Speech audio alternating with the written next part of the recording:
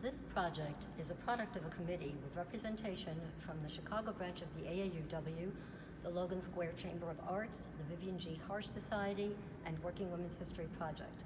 The actor portraying Frances Ellen Watkins Harper is Alma Washington, a member of Actors Equity. Good afternoon. I was born Frances Ellen Watkins on September the 24th, 1825 in Baltimore, Maryland, to free black parents. After marrying, I became Frances Ellen Watkins Harper. An aunt and uncle raised me after both my parents died when I was 3. My life has been devoted to the abolitionist and suffrage movements, as well as to campaigning for temperance. Over the years, I worked with Frederick Douglass, Frances Willard, Mary Ann Shadd Cary, Ida B. Wells, Elizabeth Cady Stanton, and Susan B. Anthony, among others. When I felt it necessary, I publicly disagreed with their positions. I co-founded the National Association of Colored Women's Clubs and also published books of poetry, a novel, and other writings.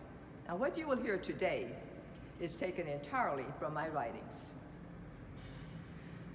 I feel I am something of a novice upon this platform, born of a race whose inheritance has been outrage and wrong.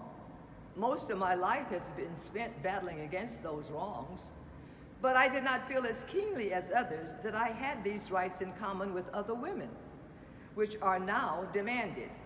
About 2 years ago, I stood within the shadows of my home. A great sorrow had befallen on my life.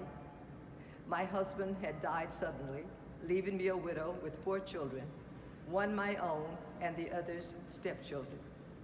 I tried to keep my children together, but my husband died in debt, and before he had been in his grave 3 months, the administrator had swept all away. I took my children in my arms and went out to seek my living. I say then that justice is not fulfilled so long as woman is unequal before the law.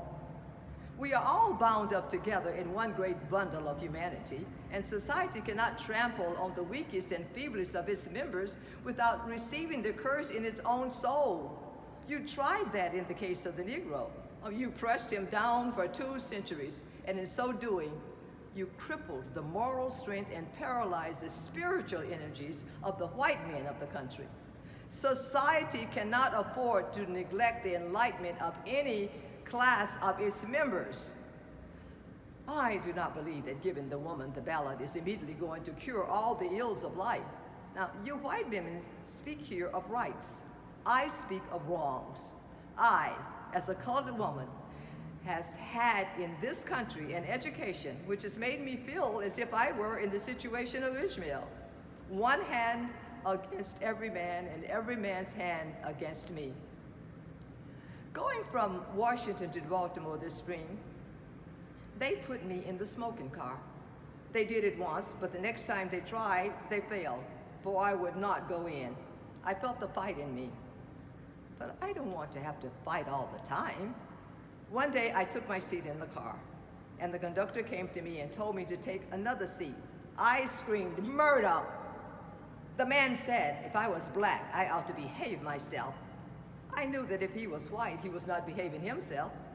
Are there no wrongs to be righted?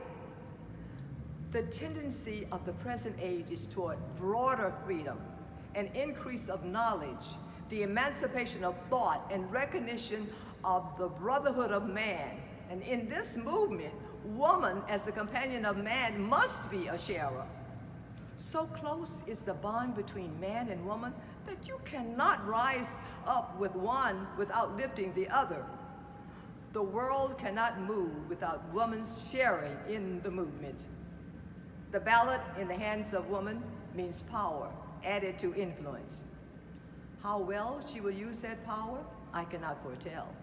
But I know that no nation can gain its full measure of enlightenment and happiness if one half of it is free and the other half is fettered.